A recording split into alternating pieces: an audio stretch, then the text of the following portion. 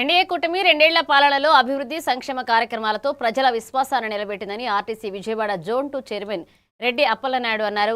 ప్రధాని నరేంద్ర మోదీ, సీఎం చంద్రబాబు, అలాగే deputy CM Pawan Kalyan నాయకత్వంలో రాష్ట్రం పురోగతి దిశగా సాగుతోందన్నారు. అమరావతి, పోలవరం పనులు వేగవంతమవుతున్నాయని తెలిపారు. వైసీపీ పాలనలో అవినీతి అరాచకాలు పెరిగాయని విమర్శించిన ఆయన 2029 ఎన్నికల్లో ప్రజలు మరొకసారి తగిన గుణపాఠం చెబుతారని అన్నారు.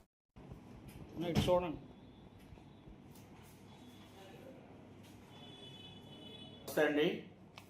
మీడియా మిత్రులకి వీడియో ద్వారా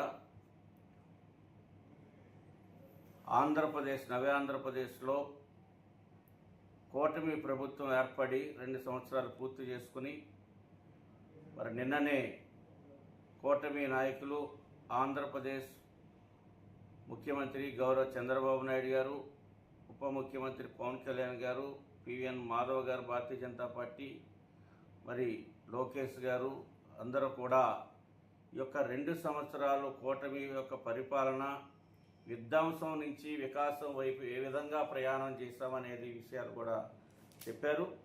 మనం చూసినట్లయితే ఈ 2 సంవత్సరాలు పరిపాలనా కాలంలో ఆంధ్రప్రదేశ్లో ఉన్నటువంటి 5.5 కోట్ల మంది ప్రజలు కూడా చాలా ప్రశాంతమైనటువంటి వాతావరణంలో ఒక మంచి కల్చర్లో ఒక మంచి సాంప్రదాయ విలువలతో కూడినటువంటి పరిపాలన అందించినటువంటి కూటమి ప్రభుత్వానికి ధన్యవాదాలు తెలియజేస్తా ఉన్నాం.